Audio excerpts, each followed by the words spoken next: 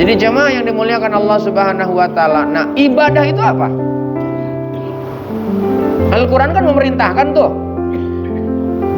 Wa ma khalaqtul jinna wal insa illa liya'budun. Tidak diciptakan jin dan manusia kecuali untuk beribadah. Nah, ibadah itu apa? Ibadah ini para ulama mendefinisikan segala sesuatu gerak, aspek, langkah kehidupan kita yang kita serahkan atas nama Allah, itu namanya ibadah. Supaya memudahkan para ahli ilmu itu membagi dua ibadah ini. Ada ibadah mahdhah, ada ibadah ghair mahdhah. Itu wilayah ilmu fikih itu. Ya. Nah, nanti di fikih itu ada lagi ibadah ini, ada ibadah wajib, ada ibadah sunnah, ada ibadah makruh, ada ibadah haram, ada ibadah yang mubah, gitu. Kenapa? Karena ilmu fikih itu. Tapi kalau ilmu tauhid, ya, ilmu akidah, segala sesuatu yang kita lakukan apapun, termasuk ngedip kita, kalau kita serahkan kepada Allah, itu namanya ibadah. Ya, ibadah. Nah, orang yang melakukan ibadah namanya abid, hamba. Ya, abid itu ahli ibadah namanya. Bentuk pekerjaan namanya ibadah. Nah, ibadah ini jemaah yang dimuliakan Allah Subhanahu wa taala, kalau dalam ilmu pokok-pokok Islam namanya usul fiqh, ibadah itu awalnya terlarang. Terlarang. Ibadah itu awalnya terlarang kecuali ada syariat yang memerintahkan. Makanya rumusnya dalam ibadah itu ada 3. Apa itu? Ada mabda, ada manhaj, ada ghoyah. Ada berapa? 3, ya. Itu dalam ilmu usul fiqh. Jadi usul fiqh itu apa? Usul fiqh itu adalah pokok-pokok tentang ibadah. Ya, hukum.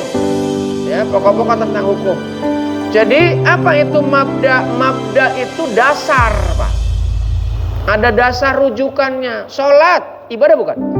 Dari mana bahwa sholat itu ibadah? Taunya?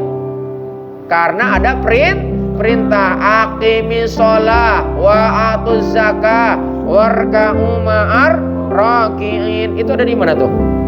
Al-Quran. Surat apa tuh? Pokoknya di Al-Quran dari surat pertama sampai surat terakhir nanti ada kalimat itu. Cari ya. Itu pasti ada itu kalimat itu ya. Nanti Bapak cari itu di Al-Quran surat pertama sampai surat ke-14. 114 itu. Nanti ada ya. Insyaallah itu ada. Aqimis shalah liduluki samsi ila ghasaqil lail. Itu kan ada. Itu apa? Tentang salat apa? Subuh. Ya, salat subuh. Salat fajar namanya. Kemudian ada lagi zakat. Itu ibadah bukan? Ada perintahnya wa atuz zakah. Dan keluarlah zakat.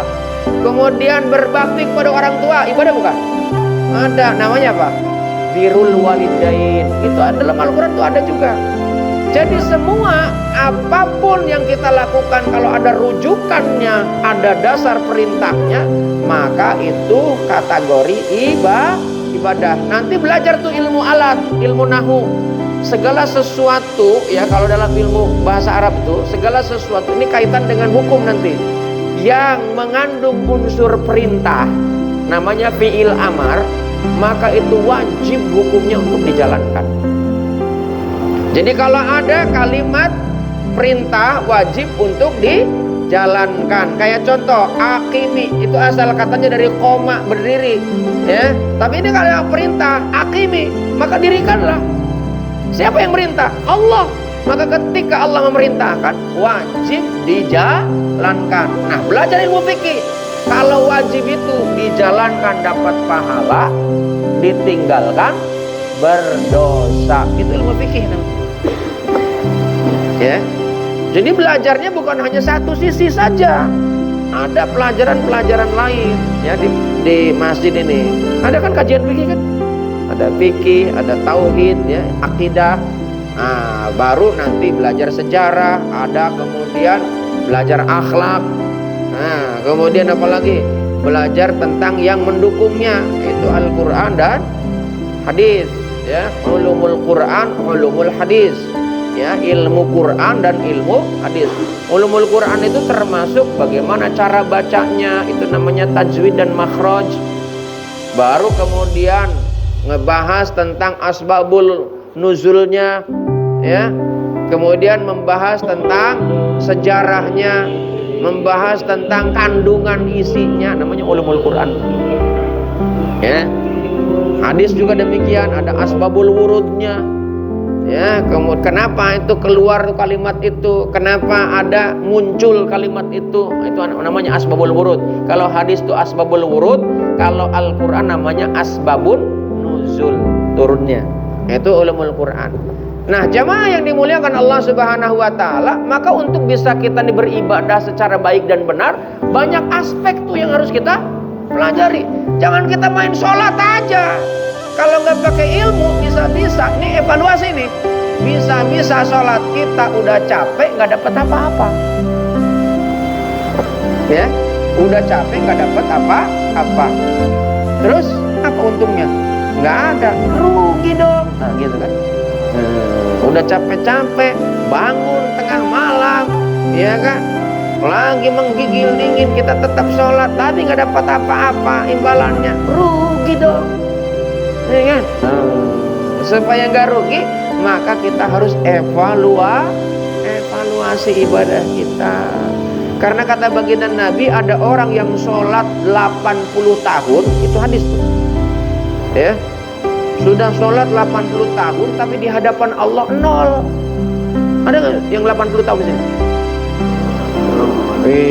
Berarti 80 tahun sholat, berarti kan usia balik berapa? Berarti umurnya lebih dari 80 tahun tuh. Ya kan, kalau 80 tahun sholat tapi dianggap 0 di hadapan Allah. Kenapa? Karena nggak pakai ilmu. Ya, ibadah kalau nggak pakai ilmu itu ditolak oleh Allah. Namanya abid jahil, Pak. Ya, ahli ibadah tapi bodoh. Makanya ini sekarang ini taklim di mana-mana. Nah, saya kan hadir di taklim tapi tidur, ya nggak dapat ilmu juga. Makanya jangan tidur. Ya kan, melek. Takutnya ini penceramahnya keliru menyampaikan kalau melek. Kan kalau nggak melek, keliru juga. Udah nggak didengerin, ya kan. Nah, harus waspada. Khawatir penceramahnya salah. Kalau salah diingetin. Betul nggak? Oh iya, kan penceramah kan bisa salah kan, guru bisa juga salah.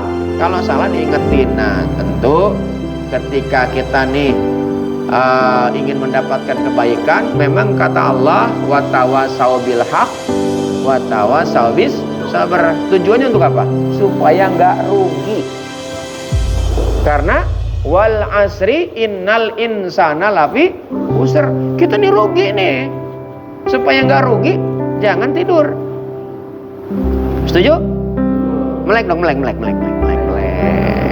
Ya, bayangin depan ada lontong sayur. Ya, itu melek jaminnya. Sama opor ayam, ya kan? Insyaallah, ya. Baik, jemaah yang dimuliakan Allah Subhanahu wa taala, lebih spesifik Ramadan.